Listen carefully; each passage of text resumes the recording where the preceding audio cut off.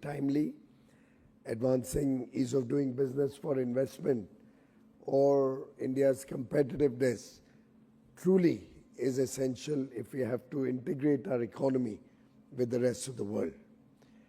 In fact, we just had a very extensive engagement before I came into this room with senior members of Assocham, and a number of good thoughts and suggestions came in, and I'm indeed very grateful to all of you for the issues that were laid before me, many of them actionable, many of them in terms of greater coordination with the state, as Madam just mentioned, will need far more consultation and engagement. But I can assure you that India and Prime Minister Modi have never let a crisis go by. And the situation in the world that was also discussed earlier is truly an opportunity, a moment of uncertainty that we should engage more deeply with each other, find ways to strengthen our business processes, and prepare ourselves in these uncertain times for a brighter and better future. And this is what all of us do in business. Whenever the times are tough, whenever we have any difficulty, that's when the best comes out of all of us. And I have absolutely no doubt that we will convert the current situation and the risks associated with the geopolitics around the world into an opportunity for faster reform, into preparing ourselves for greater resilience, make our supply chains stronger, and use every bit of opportunity that the world provides, that India is offering to the world. For example, the 38 countries which are now one after the other coming in within the framework of free trade agreements. Just now in the conversation in the room, Nirmalji made a very prophetic statement that a free trade agreement opens the door to greater engagement two ways.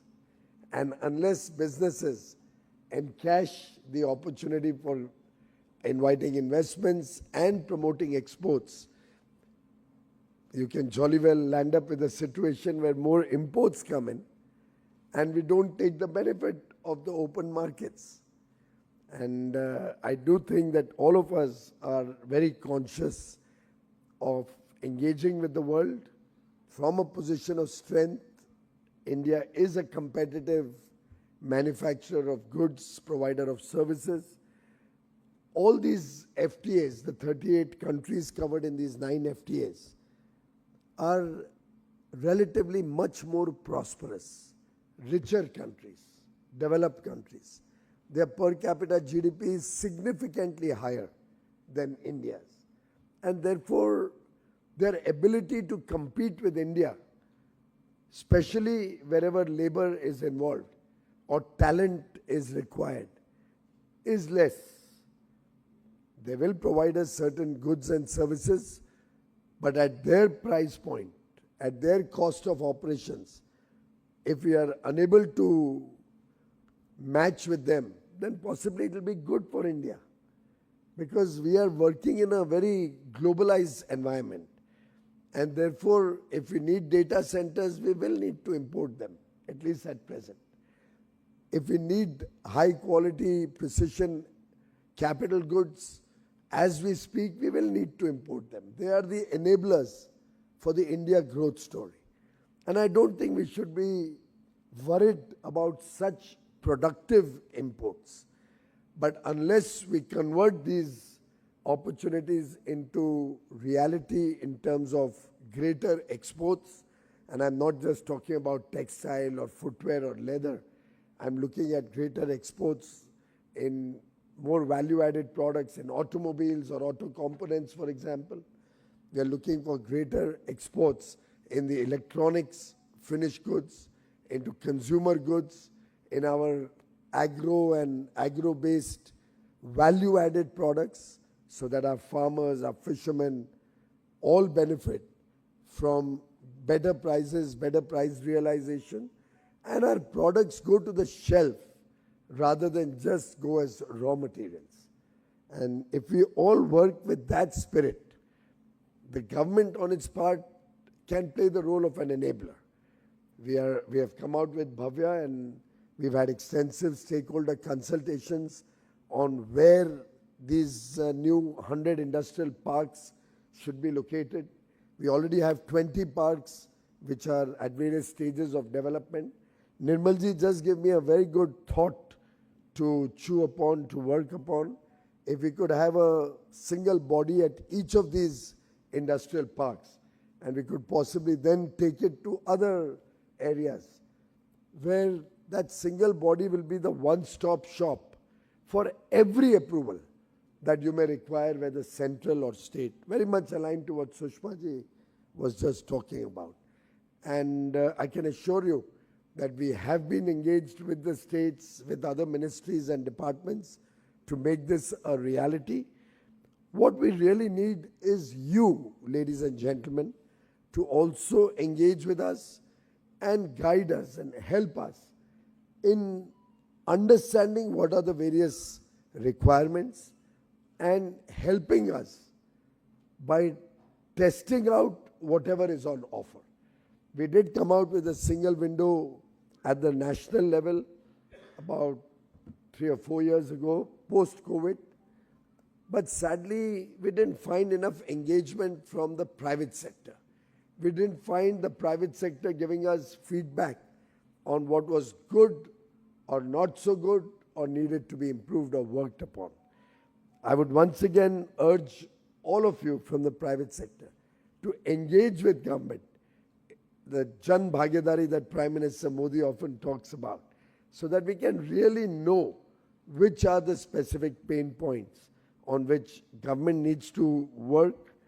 But I am sure when we work together as a team, we'll be able to come up with significant outcomes for a better future for businesses and industry. In my engagement earlier, and it was quite a large canvas that we discussed, there was an urge to know more about the current state of affairs and the West Asia crisis. I think Sanjeev Sanyal is a very eminent economist, and he'll enlighten you more about the crisis on hand. But I do think that we have seen enough problems in the past. I mean, nothing could have been more unpredictable than COVID. But ultimately, they all pass.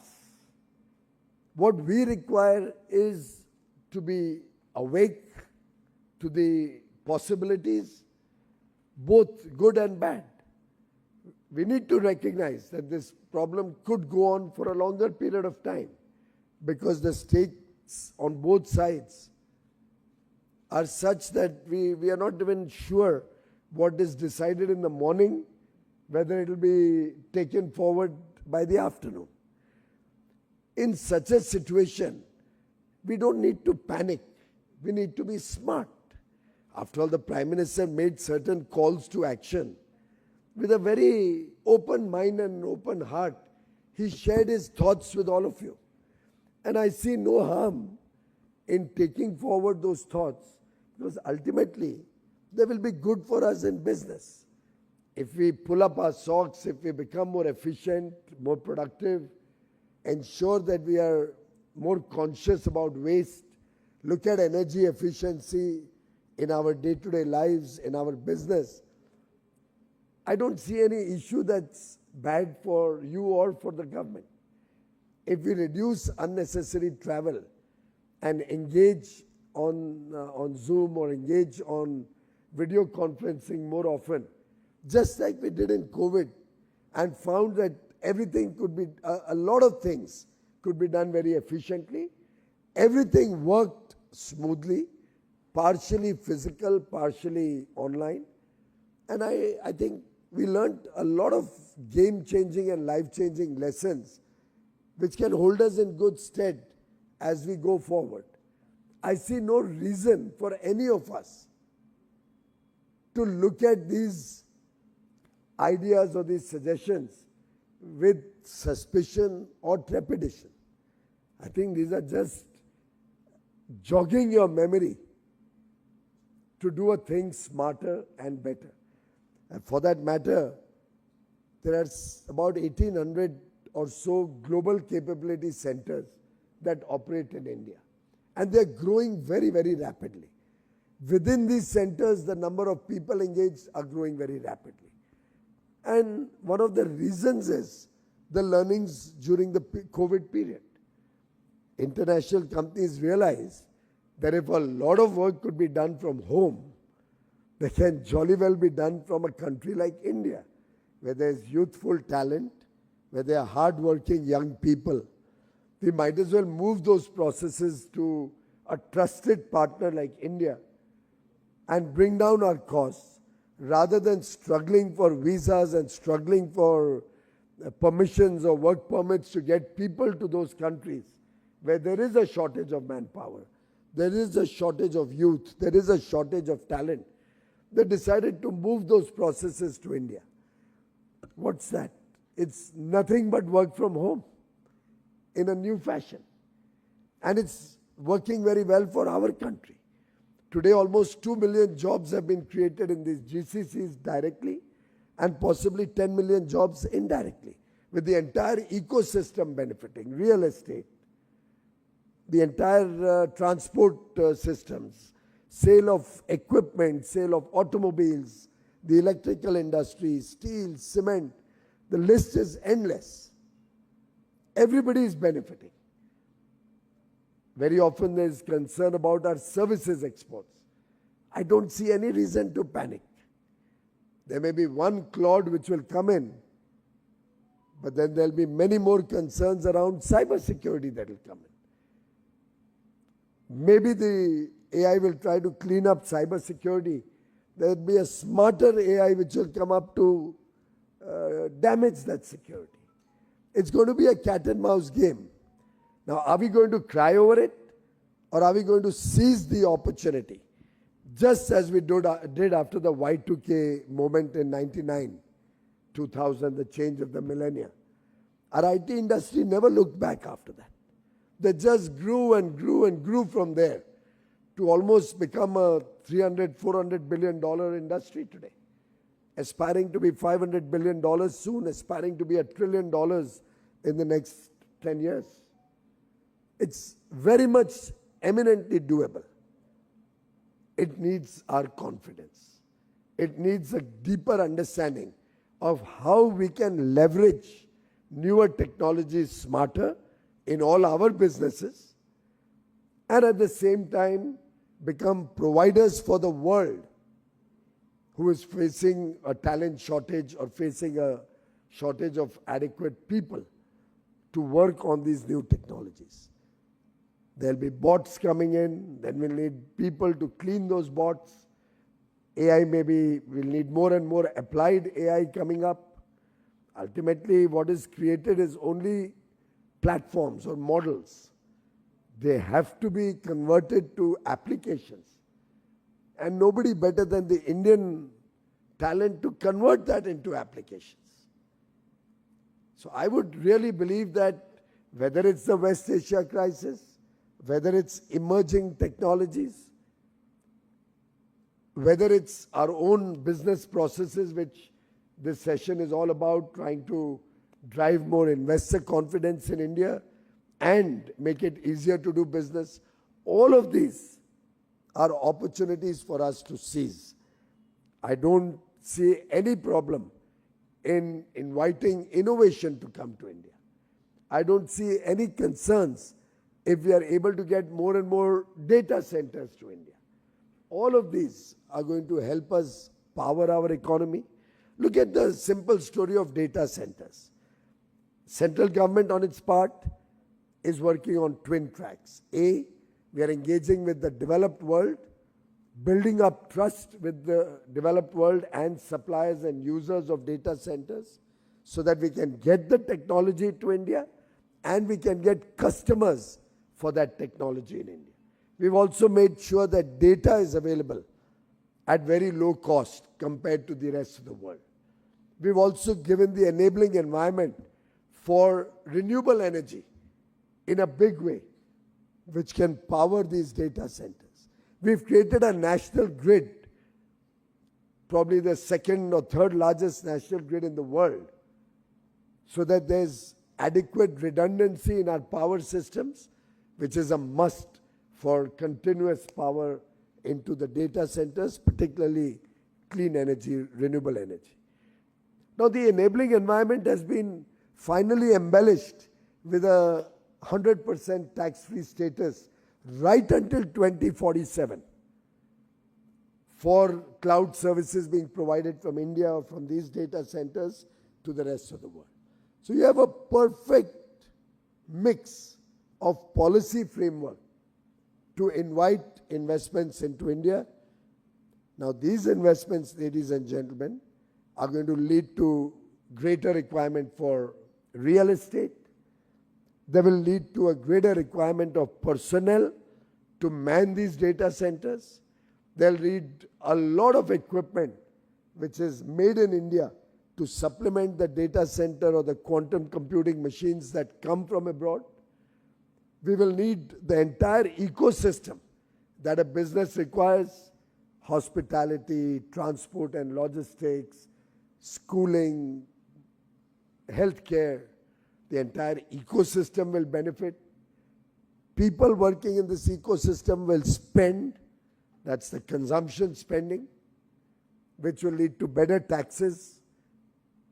It's the whole virtuous cycle centered around the data center with which India can benefit. And the same would be for AI. The same would be around each ecosystem, micro ecosystem that we are trying to create. Tourism, for example. Tourism can engage with smarter technologies, but at the end of the day, it's going to be human-centric. At least, I don't know if the newer models will have tastier Sev Puri. Every time the robo makes the Sev Puri, whether it can bring a new element of taste to it to suit my palate, or my Sev Puri wala in Nepean Sea Road will continue to serve me the Sev Puri of my choice.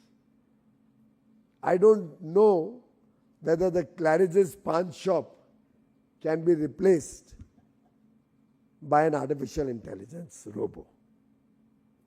I suspect the coffee that was just served to me, if it was to come in from a robo buzzing away while the program is going on, would not really work. We are unnecessarily, as a nation, pretty pessimistic. ये नकारात्मक सोच से हमें बाहर उठना पड़ेगा. Leverage each of these into opportunities. And my humble appeal to all of you is, we'll have to be more ambitious. We'll have to look at all of these as enablers to help us grow faster. If Prime Minister just said, for a year do your holiday in India, is not just about your travel ticket or the hotel money that you'll pay there. He has a deep-seated thinking that will really encourage the Indian economy to grow faster. People will get jobs. Across the country, we have so much and more. How many of our children have been to, let's say, the forests or the wildlife sanctuaries at Gir, at Pench, at Dudhwa? There's so many of them across the country. I don't know why we cannot be more focused in promoting Indian destinations without panicking or feeling bad about it. I see no reason for any of us to be wastefully consuming energy. Forget the crisis for a moment. Even in our day-to-day lives, when we launched the LED bulb program, was there a crisis? Country had surplus power in 2015. We all had surplus power. As power minister, we were burning away power at night and afternoon because we had surplus power. And we connected the national, all the regional grids into a national grid brought down power rates in South India and East India Northeast India significantly. At times in peak hours, even Western Mumbai, Maharashtra and Gujarat had to pay, Karnataka had to pay very high prices. We converted all of it into one grid, all prices went down. But we still launched Ujala and are the world's fastest adopter of smart electricity or smart lighting systems or users of LED at a level where today we are saving 1 lakh crore rupees at least at the minimum, just because of that small program to sell LED bulbs to the people at 10% of the cost what it used to be before that, 10 or 15% of the cost, without any subsidy. Completely driven by Jan Bhagidari, completely driven by the active involvement of the people of India. Just did it in a manner which was smart, like any businessman would do, leveraged economies of scale, leveraged efficiency in payment systems, leveraged manufacturing in India, which we were promoting, Make in India, rather than importing. And lo and behold, the world recognizes India as the smartest adopter of energy efficient lighting ever in world's history. Can we not duplicate that in the auto sector? Can we not duplicate that in our factories or manufacturing units? Can we not start looking at all the Japanese systems that the auto industry and the auto component industry uses to eliminate or reduce waste? Nirmalji, I'm told in Japan, if a steel plant produces 1 ton extra any one day, for 6 months after that, they are absolutely worried. Extra.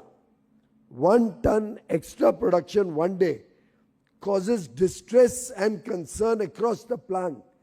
And for 6 months, they are struggling to find out what happened. Not because they are unhappy about the future that they'll be able to produce hopefully 1 ton more every day, but for the lost opportunity for years that they did not produce that 1 ton extra. That is the level of self-confidence that they demonstrate, which we can also demonstrate. We've overcome many situations. I call these challenges more like situations. Last year was a situation, US at 50% tariffs, Ukraine war relentlessly going on.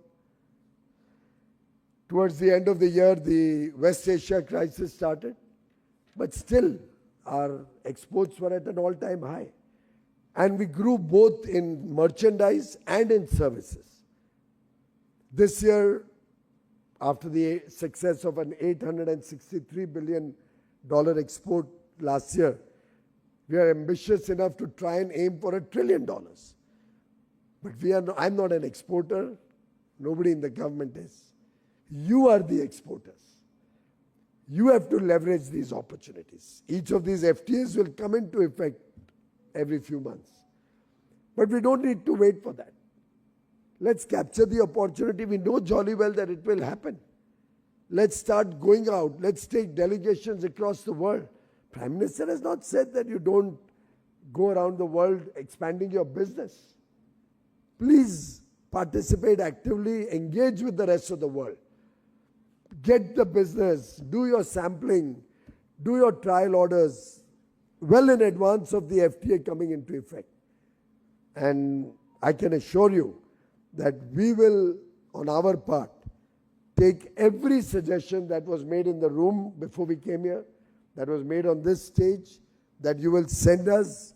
You can even send a consolidated bunch to Honorable Finance Minister, to the Prime Minister's office or to our office, so that we can engage with other ministries. I can assure you the Modi government does not work in silos. It's one government. We all work together as partners for the progress and prosperity of businesses. For us, we would like to have a relationship of trust between you and the government. I invite you to come up with as many suggestions. Sometimes they may be pretty difficult also. But we want as many out-of-the-box suggestions as you can give us. On our part, we can assure you that we are also looking at our business processes within the government. So, Commerce Ministry, for example, I have 482 offices in 216 cities across 46 organizations. And we realized that there's no need to be spread out so thin. In Mumbai alone, and last Friday I visited all the offices in Mumbai to take a review. We have something like 14 offices at different places all over Mumbai. 2 or 3 of them will have to remain. ECGC has their headquarters there. So they will continue. CGPDTM has a very large setup. It will continue. But and we have an Institute of Packaging, which is a massive campus. That will certainly continue. But other than that, we are looking at bringing everything else into one location. Like that, every state capital be one location for the entire autonomous bodies and branches of the ministry, so that there's a single point contact for anything related to commerce and industry, DGFT, tea board, coffee board, spices board, all the plantation boards, GEM, whether it's related to PISO, whether it's related to ONDC, any of our bodies, single point of contact in a city, everybody interconnected through online digital connectivity, and ensuring greater transparency in our working, availability of all the 46 organizations in every city. I may not have an MPDA official sitting in Mumbai, but if you have a problem related to MPDA in Mumbai, the marine exports, you can jolly well engage with that office. It's their responsibility to sort it out for you. So we are continuously reorienting and rejigging our own business processes for greater efficiency. It's not just about cost cutting. It's about smart government. And I invite all of you to work with us towards this smart government, towards working with greater efficiency, towards an ecosystem that focuses on quality and productivity, towards better engagement with the smallest company, the smallest micro unit across the value chain, so that his voice, his or her voice, the voice of the smallest stakeholder, gets as much preeminence as the voice of a large industry. And let's make a scorecard between government and industry, what we are doing to indigenize, to localize, to improve our exports for import substitution, how we are improving our efficiency, what is our innovation index, how much is our energy efficiency plans yielding results. Can industry, individually and collectively, come up with scorecards on these matrices and these indices? It will help you become more efficient. It will help us understand what we can do better for you. And together, we can make this journey in the Amrit Kal towards Viksit Bharat more fun actually to work and more outcome oriented. Thank you very much, ladies and gentlemen, for this opportunity. I've tried to cover as many points as were raised in the morning, but anything else, my doors are always open. Thank you.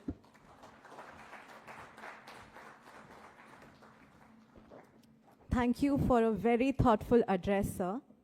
I now request our honorable dignitaries to present a small token of appreciation to Shri Piyush Goyal, sir.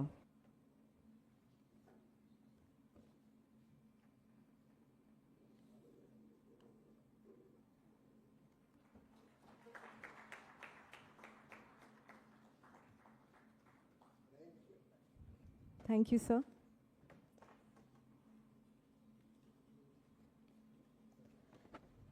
Ladies and gentlemen, please put your hands together for our Honorable Minister. Thank you for giving us time, sir.